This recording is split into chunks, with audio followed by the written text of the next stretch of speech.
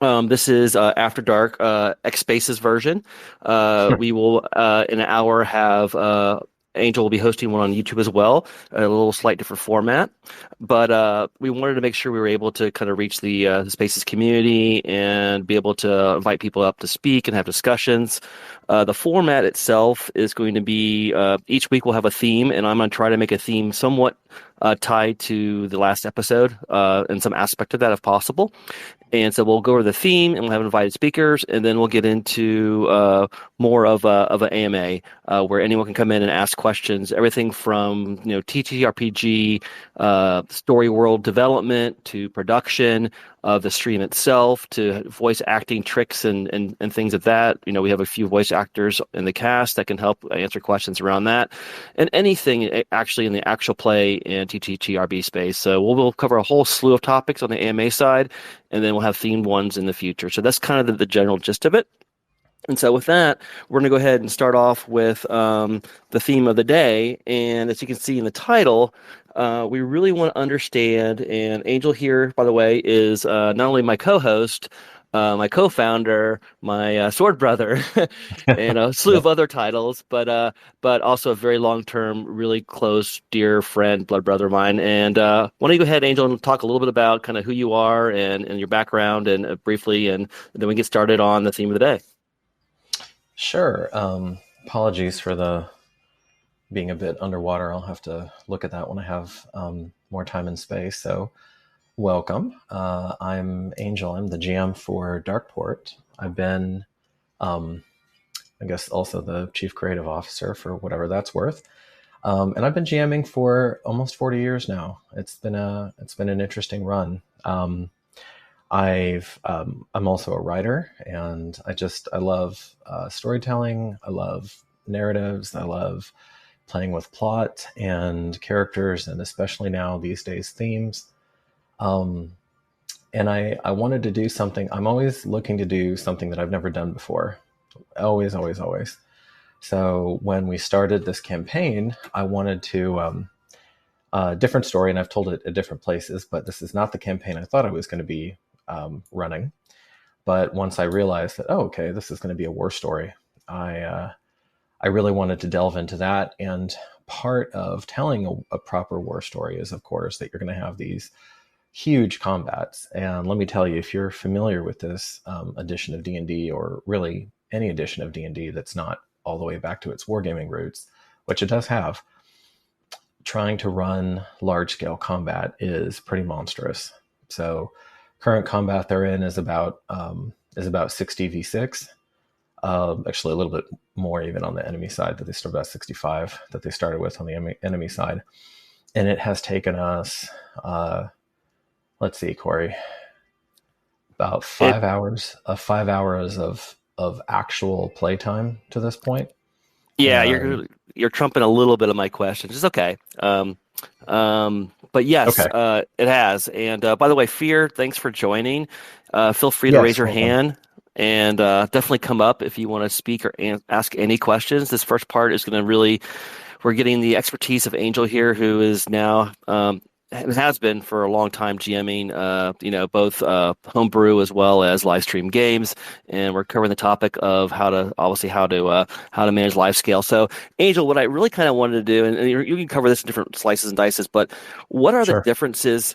And we can get into prep versus actual like during the actual game session, but what are the differences that between homebrew and live stream in terms of, let's say, to start off with preparing for such an event? Because as I know, and I experienced downstairs, there's a lot of things that are different as far as I can tell. Oh, okay. So preparing, got it. So right. So for a home game where it's just for the enjoyment of you and your friends and family, which been a great preponderance of my career.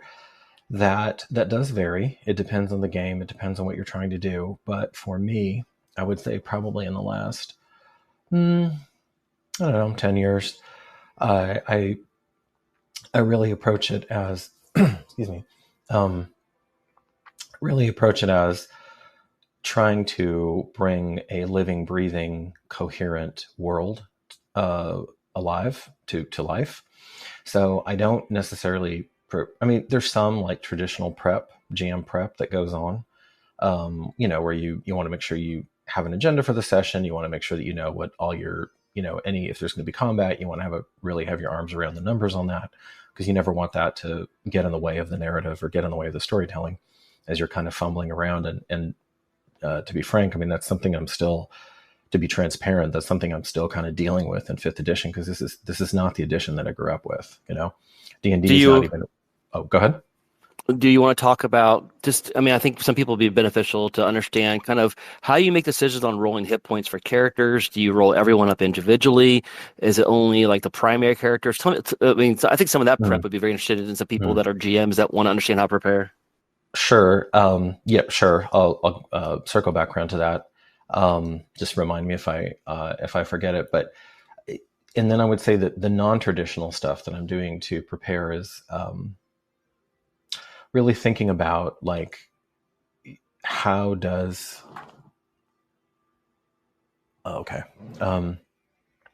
really thinking about how the world is going to come to life and what are the forces that are at work, even as you're focusing in, right? You're really drilling down on this one part of what should be a huge, pretty large tapestry of a campaign, and you're like animating that for that session for those 3, 4, 5 hours or whatever it is.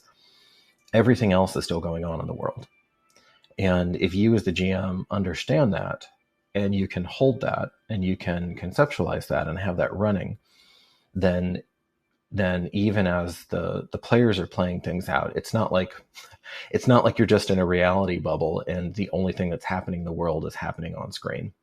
99.99% of things that are happening off screen, which may sound like weird narratively, but once you get used to it, and once you get used to thinking about it that way, essentially closer to real life, it gets easier and easier, and it becomes, to me, I wouldn't want to do it any other way. So a lot of the prep, Corey, is about understanding what other gears are turning and what other machinations are going on with all the other NPCs.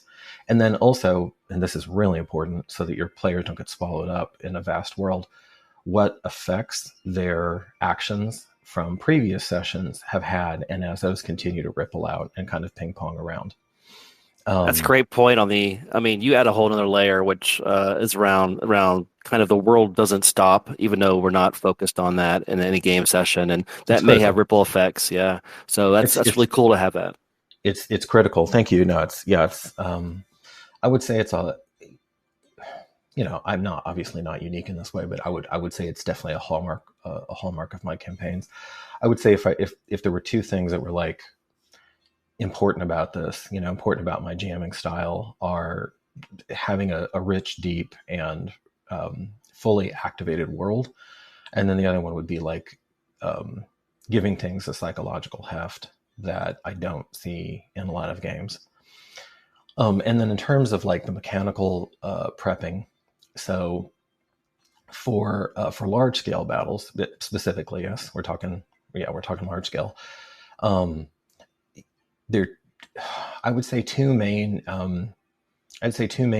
kind of tricks that I use to speed things along. So if you know that, like, for example, and this has happened twice now with y'all, and especially in that first battle, which was about, there were 5 of you then, there were probably about 45 of them. And I knew that fully 2/3 of the enemy force was going to be archers. I mean, they were just going to be raining down. So you do not wait. Just mechanically, you're not going to wait to roll that out. You roll that all out ahead of time.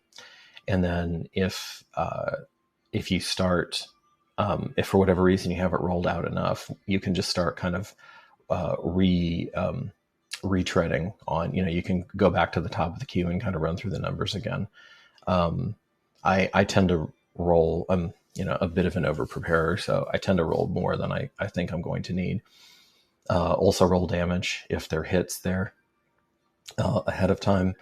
And one trick, Justin does this, actually, I haven't really enforced this at the table, but one trick that some players use is to roll to hit and damage at the same time. It's a slight thing, but like multiplied over, a gazillion combat rounds, it kind of matters. And then the other thing I would say, because Corey, there are going to be battles in this campaign that are just not scalable for what we're doing currently. Where it's like one mini is one person. I've been thinking about this too, about how to do when you fight a legion, because that's 5,000 people, and obviously you can't fight them directly. So there's going to be a lot of hit and run, and there's going to be a lot of, but at the same time, you're not fighting all 5,000 people simultaneously either.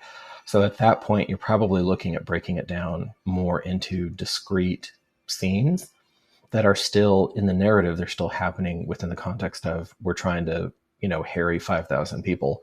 And whittle them down as they march closer and closer to our home. And do you kind of like have them grouped in platoons or groups? So you're like, okay, this scene, this group is kind of the one that activated, and therefore I know what that looks like versus, say, an elite Royal Guard. I don't know. You tell me a little bit about kind of the mindset of, we have 5,000 and you have these skirmishes, right? These hit and run skirmishes. It's going to be hit and run. There are going to be some skirmishes. A lot of it, though, depends, honestly, on the enemy. So, at the very beginning of this campaign, I told you that the enemy was not stupid, and that they were not weak. So it really depends on like who the enemy general is. That's running, I guess, Leggett in y'all's case, but who the enemy leader is, what they're doing, how they have their groups organized, and that kind of like understanding of who you're going up against is critical in success. So you want somebody who's incompetent. You want somebody who doesn't trice up the line, where, so to speak, where, the soldiers or the legionnaires are kind of wandering around, and you want lax nighttime security. You don't want them in effective fighting forces. You want them in mobs. You want them disorganized. You want them disgruntled and being pulled away from their home. All of those things. And then, yeah, for sure, like fighting elites is a very different thing. But you're probably never going to have like thousands of elites. And if you do, you're screwed. Like that's still a battle, even if there are 100 of them. Three swords come to town, huh? Yeah, I'd probably be willing to run that. Like I would say anything 100 and under, I'd probably be just willing to run as is, and like really pre-roll that stuff. And when they're hitting you, instead of rolling for, probably take averages at that point, or, plus or minus, like first hits average, second hits 1 point down, second hits 1 point up, and just do it that way. Like really, really speed it up to. So following that, I mean, how do you balance, or I know this may be a constant experiment since live stream is relatively, we're one little over 1 year into it now. How much combat you do on screen? How many sessions do we take to get through this versus how much you kind of pre-roll, especially like the armies are maybe fighting the citizens off screen? So I think it'd be really good to understand at least your current mindset on that. So those are two different that's a really good question. That's kind of two different questions in one. So one is about pacing, and one is about the the actual mechanics of dealing with it. And this goes back to like preparing for a streaming game versus a home game. Because of course, in a streaming game, you have things like terrain, and you have things like models, and you have things like, the Candle of Tales, and you have to like, which we use, which is an actual physical prop. Like there's a whole bunch of stuff that, there's basically a supply chain. Honestly, there's a supply chain, and that is not there for a home game. I mean, you grab a die and it's like, nope, there's your character. But in terms of pacing the game, that is a good question. I tend to run at a more stately pace. I like to have nuance. I like to have psychological depth.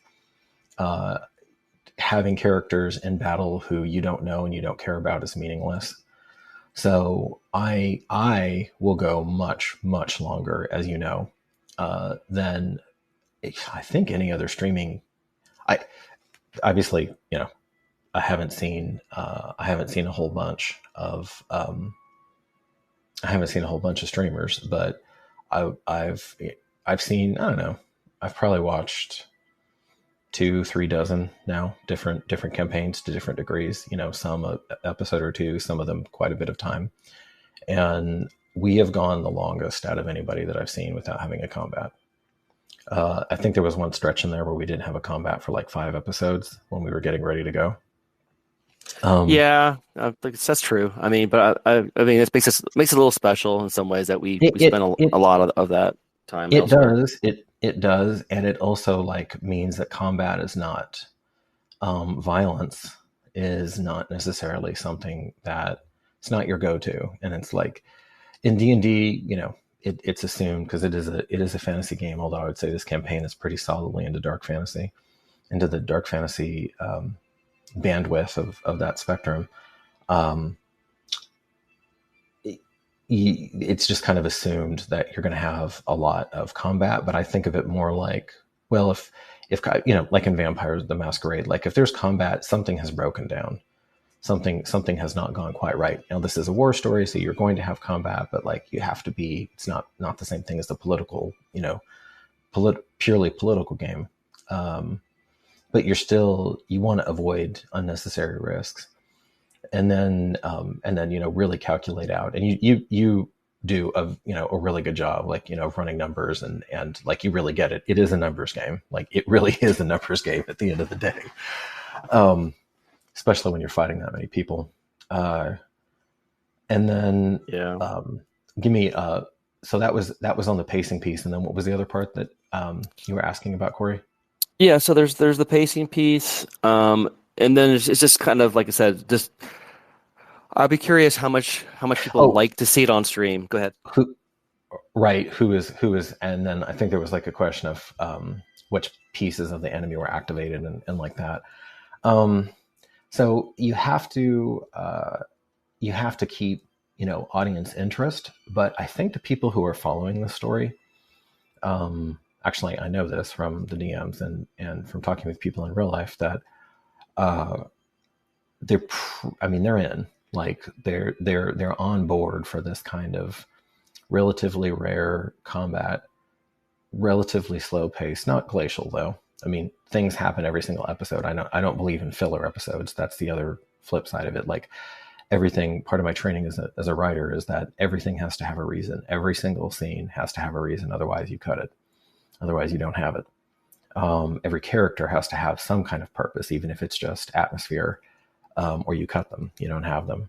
So I think we're in a pretty good place. And there's of course an ongoing discussion about what has broader appeal and all of that, and how much we want to lean into that. But I think we're more than a year into this, just over a year into this. I think we're in a pretty good place with that. I do. Yeah, that's that makes a lot of sense. I was thinking about Game of Thrones and how often they have combats versus like really it's about moving the story along, and sometimes it's a single killing, a secret killing, a poisoning. When Arya finally gets her revenge, later down the line. Right. To these sort of different things that are just, I think they're really good for monumental, epic arc events that happen that don't have to be necessarily full combat. They could just be these subtle little wins that maybe no one even really knows about in some cases. No, it's true. To that point, one of the most consequential combats in fantasy, if not in historically speaking, are personal duels. And I've actually been thinking about that. We haven't really had a good one-on-one or two-on-two duel yet. So I'm kind of looking at that, and I can see some possibilities, but obviously this isn't scripted, so it all depends on. It'd be easier in some ways. It'd be easier if it was. Yeah, also, that makes a lot. Also much more boring. But for me and probably for the people watching it, because no matter how creative you are, you're never gonna be more creative than the wonderful chaotic mess that is, glorious chaotic mess that is tabletop role playing, and what emerges from from a talented, engaged table. I mean, it's just you can't write the stuff. Nope, you're not mind readers, and you can't really, I mean, and we're not like practicing these things, offline Nope. 24/7, going with Nope. all these scenarios. It's just, we have a little bit of idea of what our skill sets and capabilities are, but we're all Mhm. Sure. reacting to real-time situations, and we don't definitely don't know what the enemy is going to be doing, and you don't even know what the enemy's going to be doing until we do stuff to kind of react to it as well. So it's Until you kind of do it. interesting. Yeah. It's a Yeah. dance. That goes back to kind of like, you really have to GM. You really need to know these enemies. You really need to understand their psychology. You need to understand their weaknesses. You need to understand their, not only their goals but also their fears. They all have their weird, there's no such thing as a perfect person, and they all have their weird little issues, as do the characters, and I know sometimes it's frustrating. You're a senior enough player, and you've also been through Masquerade before, where you're not always fully and perfectly in control of your character. Like we Not grew at up with all. that. We grew up with that, like with the idea that you're having to battle these things inside of you. For those of you who haven't ever played Masquerade before, it's Vampire the Masquerade. It's like a centerpiece of the game is that as a vampire, you're playing a vampire, and as that you have the beast inside of you, which is constantly trying to get you to kill people or to eat other vampires or lash out, et cetera, et cetera. And it's just like, it's a constant lurking presence in the game. And I was really thinking about an interaction that we had toward the very end, and I think it's there was a back and forth between me and Toby, and I really saw it. Toby's an incredibly good player. I love Toby. Officiated his wedding. Kind of fond of the guy.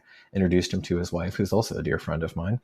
His future wife, who's also a dear friend of mine, who will also be playing in Curse of Strahd. Yeah. I mean, it's a tight group.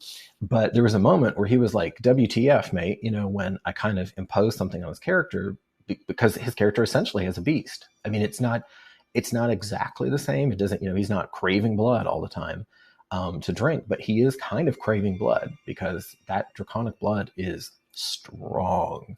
Not just I thought that was very appropriate. And yeah, yeah. again, it's just experience, and Toby likes to be in control and knowing what his character can and can't do. And Well, when of he's course. I mean, surprising like that, we all do. But well, I we mean, all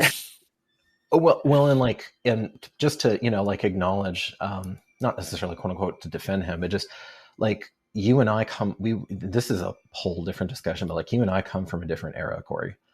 And the current um the current era, you could argue it started in 2014. I would say, honestly, I would say it didn't get into full swing for a couple more years, but anyway. 2014 is, of course, when the 5th edition Player's Handbook came out, and then the latest one just came out, this year, like a couple weeks ago or whatever.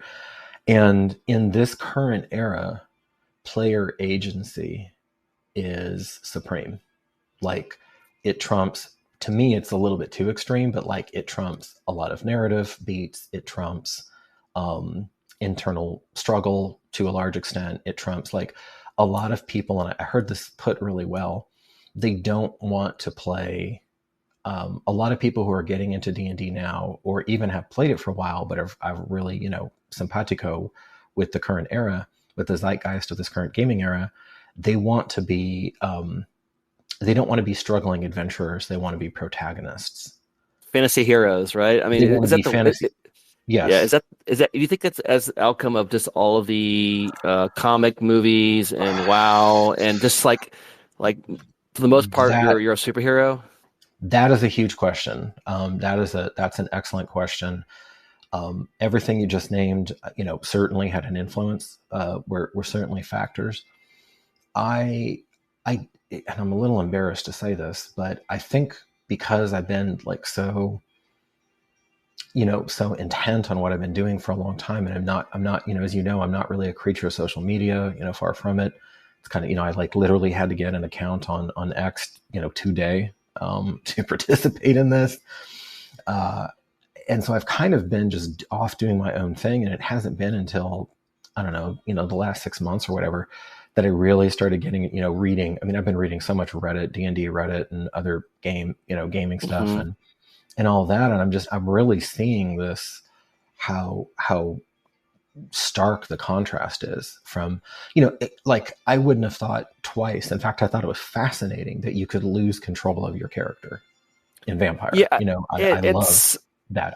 It's like, and it's a core feature of the game. It's like literally baked into the core humanity mechanics.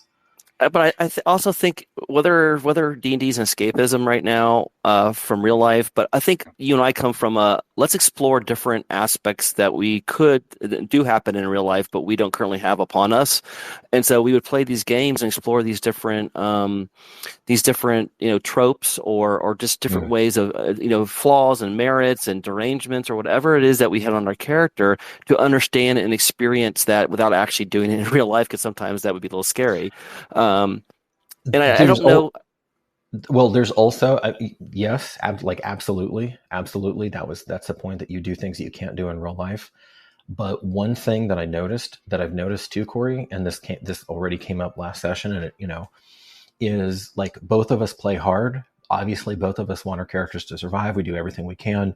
You drive toward the mission, but it's like, if the character dies, the character dies. Like that's the story. It's about the story and the journey, and as far as you get in that story with that journey and that trope or whatever you're trying to, whatever aspects of that character exist, whether it's someone who has PTSD or someone that's new, that literally was born 3 months ago. Right. Right, and it's Edie Dandelions, yeah. So I just don't know if that exists right now. So the question is how do we get? I mean, you're used to a homebrew, so you got to pick and choose who you played with a lot. Yeah, and the other thing that I see coming out in high stress situations, and I don't think this is unique to the table, is I have a decade and a half plus of trust and good faith built up with you in terms of being a storyteller. I'm not going to quote unquote cheat. I'm not out to get you. Characters have died, but like, all of it has been logical. Frick, Josh pointed out in the first AfterDarke that I did, that there were two characters died, and that actually he didn't know about Goody Blue, so it was actually 3, but two characters died, and during his run, that was over years, but like each of those deaths, Sharn's death was like significant. And it had definitely wasn't a cheap death, died fighting Robin Medici, and you guys destroyed that creature, and all of that. But like, that was a pretty major thing. And then Luke dying early on, and having Justin's brother die, and all of that happen. And that was a big deal, Yeah, it's almost impractical to say that you go through years of role playing and someone doesn't die due to whatever circumstance, just again, bad rolls to bad position. I mean, I just got drilled because I happened to be right in front of the train that came through that door. Yep. Poor yep. Alice, and if I wasn't there, it could have been wasted on the floor probably. Wasa would have been, Wasa would have been obliterated. Actually, probably dead, because more of those attacks would have hit. Actually, off of the rolls that yes, I can definitively say that. Like, assuming I rolled the same, she would have been dead, because you had a significantly higher AC than she does.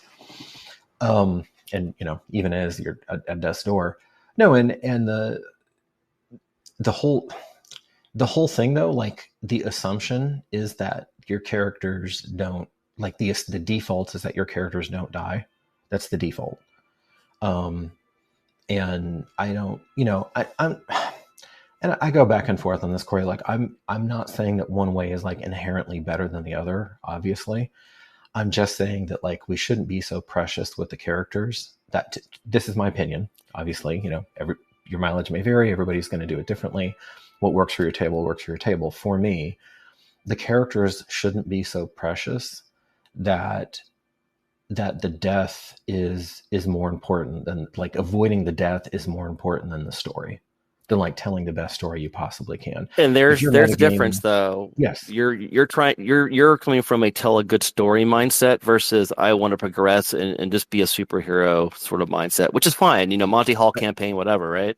That's the protagonist. I mean, to put it in a more generous light, that's the protagonist. That's what that person was talking about. Like, it's an interesting thing, because the protagonist of a traditional story is like basically guaranteed to succeed, you know.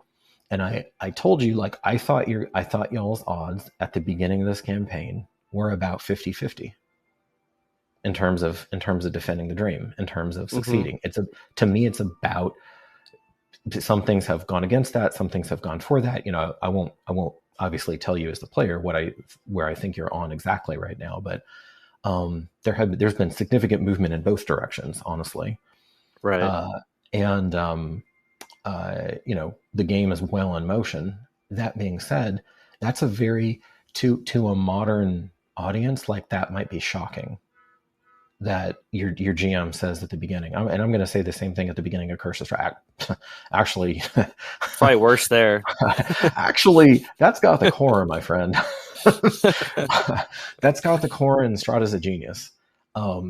So yeah, that is a rough, as written, even. I mean, that is a wild campaign. I think it's worse than 50-50 as written, honestly. Yeah. You know, I was joking with Randy that it was who plays Marcus on stream, that it was you know, it was Call of Cthulhu, where you get to punch Cthulhu in the face at the end. You know, like like you have some reasonable expectation of beating Cthulhu in a brawl, but like it's basically kind of very Call of Cthulhu-y. Yeah. I'm going to bring this back a little bit just to get a little bit more help for some of these GMs. How do you handle rules discussion and disputes, especially on stream, to maintain the flow of a story, but also give it fair consideration? It's good. That's good. And I have been thinking about this a lot, because homebrew is different. With homebrew, for better and for worse, you have the luxury, or at least the ability, to sit and like really litigate something, and really explain yourself. And again, if you've been gaming with your people for any length of time, you know, I mean, rules disputes would come up every so often in our home game, but it was rare. Like it was rare, and everybody knew that, like, they kind of know what to expect with me out of that group, you know, out of like, you know, you and Toby and Caitlin and etc. Right. And because I wasn't playing quite as psychological, and it certainly wasn't a war story, and nobody was playing basically my version of a Dragonborn to an extent, you didn't have any beast. You didn't have anything taking the players over, really. No, and that's your own flavor, but it's also an appropriate flavor. I mean, I think druids have some aspects of that too, especially they shape change a lot, right? Almost like werewolves, where it's like, I mean, they should. They should.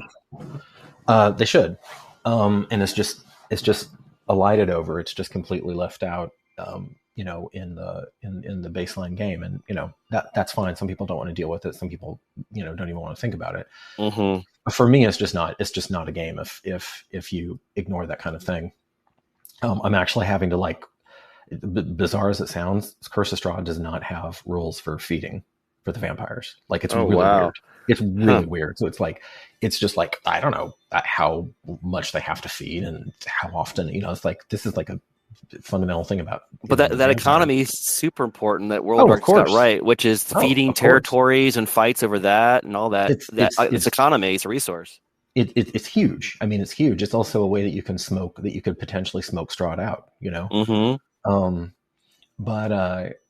No, so home games are one thing, and that is a discussion, and there, you know, there's group dynamic, there's building trust, there's setting expectations, there's all of that stuff.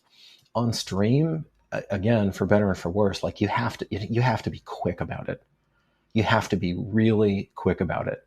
And sometimes I've gotten those rulings wrong, you know, like by the rules, but it's like, you just have to make a decision and, like, keep moving.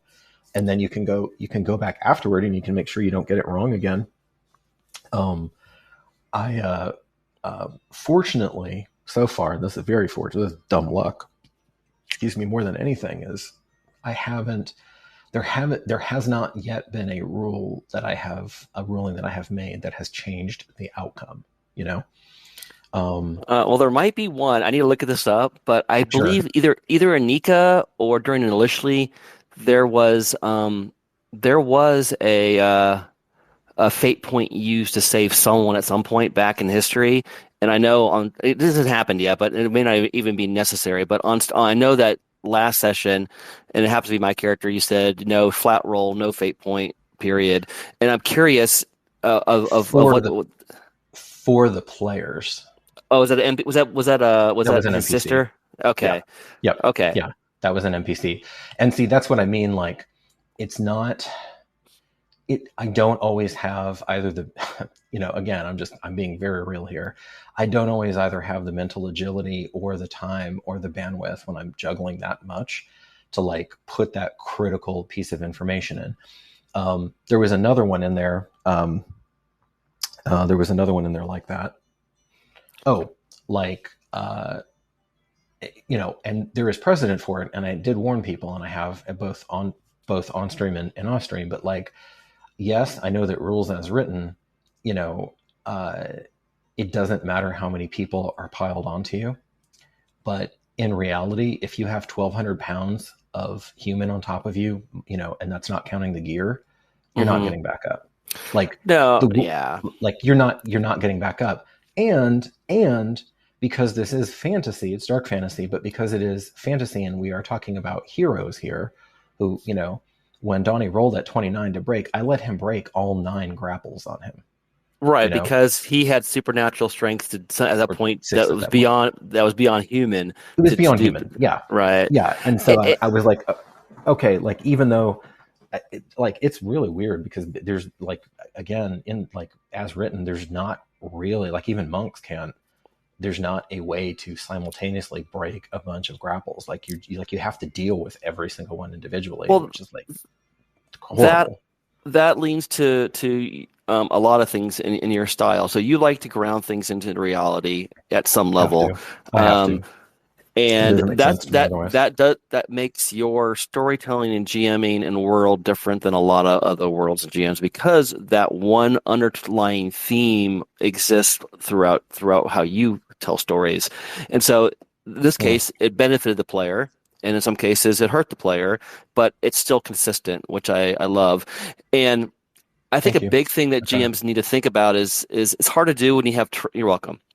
When you don't have trust, or like you're doing these online games and you have random people come in, it's hard for them to just trust you and your rulings and then later on discuss it and things of that nature, versus trying to bring up those things during a session, especially on live stream where we really need to move forward. It's hard. I've actually given that, I know that's a whole other discussion about online gaming, which is more and more where the hobby is going. But I will say that, I've given that a fair bit of thought, Corey, about like how I would run essentially a pickup game, where I don't have years with these people. I don't even have really like a proper, I guess you can. I guess you would need to. You'd really need to level set. You'd have to really level set.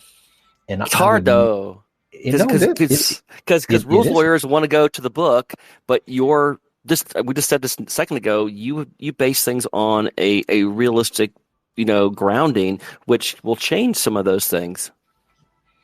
Yeah, no, it's going to change it, and there are now. I will give 5th edition credit where credit is due. There are passages in it, particularly in the DM guide, where they give the DM a great deal of latitude in situations. I think there is, I couldn't quote it, but I think there is even explicitly where it says we cannot cover every situation in these rules. Right. We cannot cover every situation. So, and you can't. It's impossible. Even Champions, which is the most robust mechanical system I've ever run into in my entire gaming career, it's a marvel of robustness. Even it cannot cover every single, it tries, but it cannot cover every single situation. I also think, frankly, it's way too crunchy for a lot of people. They're not going to want to be literally doing algebra to figure out a combat round, which is not an exaggeration. In that, you and I both love that game, but it's that there's a whole thing about like complexity versus verisimilitude. Like the the finer the grain. The juice versus the squeeze The juice balance there. versus the squeeze. The finer the grain gets, the more difficult and the more crunchy the rules tend to get. There's some exceptions, but that is a pretty strong trend. I think 5th edition does a pretty good job of getting somewhere in some kind of sweet spot, and there are a lot of other cultural things like I was talking about before about the protagonist. Yeah, kind of going along with both combat and how you run your world building storytelling. You have a pretty interesting take. I'm not sure if it's unique about how you tell the leveling of a character leveling story, right? Their growth story essentially, and it doesn't happen all at once. It happens at different times for different reasons. Again, it gets back to the journey, I think, as the main base for how you like games to be run and how characters should sort of portray during those aspects. I probably shouldn't say this as a professional GM of a Dungeons and Dragons streaming game. I don't like leveling games. Like, I don't like that. I don't like leveling as a mechanic. I really like things to be more incremental and nuanced than that. Mm-hmm. But once you accept the premise that these characters are going to have 19 jumps in their life, in their potential life, it's 19, no more than that. That's if they hit everything, they've achieved their full potential. Then as the storyteller, it's incumbent on you to make every single one of those, because that's the entire lifetime of the character, right? It's incumbent upon you, particularly if you're running 1 through 20, if you're sitting down like, hey folks, we're going all the way, you really need to think about what each of those is, because each of those is a major milestone, right?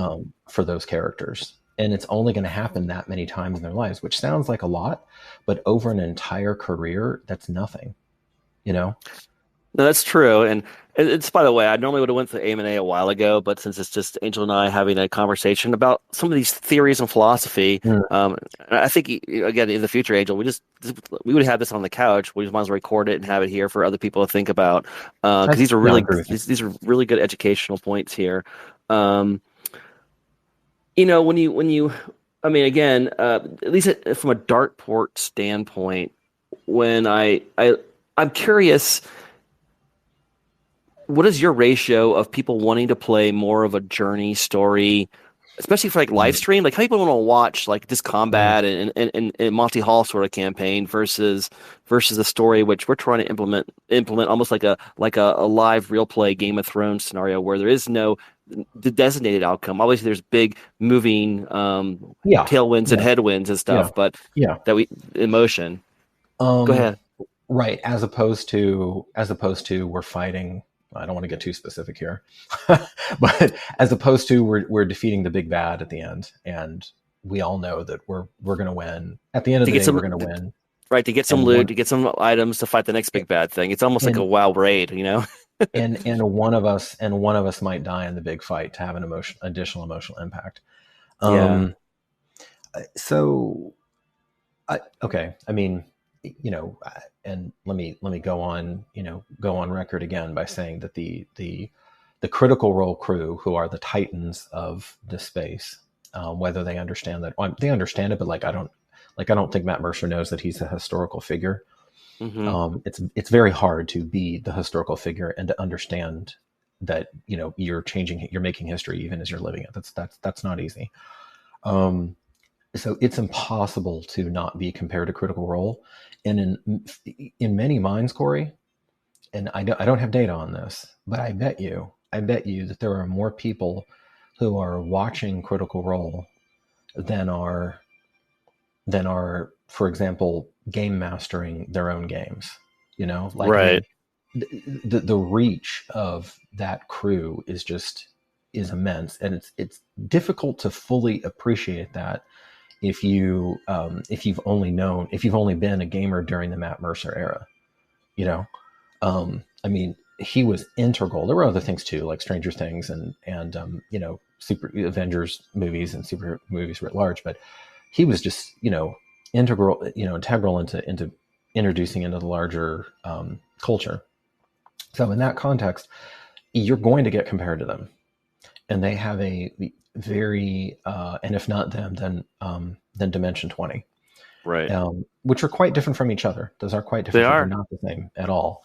But kind of one of those two buckets. I mean, we're closer to Dimension 20, I would say, but except that their fantastically talented game master, Brandon Lee Mulligan, doesn't tend to run things for year after year after year. He's much more of the, do something for a season, then we do something else. We may come back to that world, but we're going to, he's all over the place. He's just this, geyser of creativity. I think that for us, we are probably, and I've said this before to you privately, like we're probably actually closer to High Rollers, which is like the Critical Role of the UK. Mm-hmm. And I would say that there's definitely an audience for what we're doing. Darker tone. We have a darker tone than they do. This is a war story, and it's dark fantasy both, because you can tell a war story you can tell a much more happy-go-lucky war story or a much less bleak war story than what I'm telling. But we're both, but there's definitely an audience for it. I mean, there's definitely an audience for it. The responses have been, especially, I would say in the last dozen episodes have been really strong. Certainly the last 6. I mean, they've especially, I mean, really it's a lot of groundwork that gets laid to create these characters and their mindsets and their growth. And this is changing.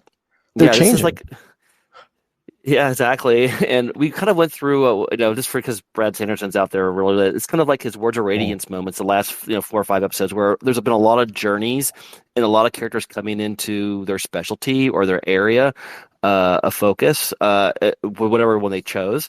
And so I think that's exciting, and people are starting to kind of put all the dots together, and things are starting to, some threads are starting to come together and make a lot of sense. Yes. You can't see me nodding over here, but yes. The last thing I'll say is, I'm always stronger the second year, versus the first year.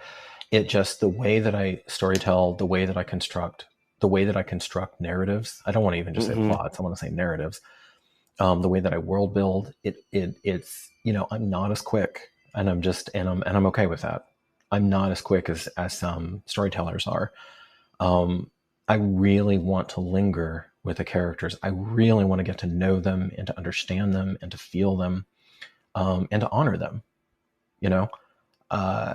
And that takes time, especially with PCs learning themselves too, right? It takes time. It takes time to get those layers in there, on both sides of the GM screen, so to speak.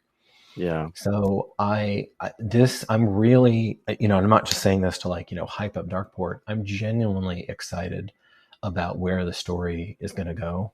I mean, there are some scenes that I have in my head, and we'll see if they play out that way, right? But there's going to be something there. There's going to be something there, and I'm really want to know what happens, and that's to be in a good place. Like, to me, that's a very good thing when you, as the GM, want to know what happens next, versus the viewer. Yes, that's awesome. Versus the viewer and the players. You want everyone to know what's going to happen next. It's super important. All right, Corey. All right. We gotta. Yeah. So, everyone who's listening, thanks for listening. Please make comments about any sort of topics you want to hear about, and we'll be doing this each Friday, and hopefully, we'll get people to come up and ask questions in addition to me, Angel, just talking about, philosophy on gaming or some aspect. But anyways, we appreciate it, guys, and we will see you next week. And by the way, Angel starts his YouTube version of this in about 5 minutes from 7 to 8 p.m. So if you want to jump on that, and he's a slightly different format, we would love to have you over there on YouTube. Corey, thank you for hosting this. Well, you're welcome. And, thanks for this is great. And we're looking forward to seeing where this goes. Absolutely. All right, my friends. Take care. Take care. Bye-bye.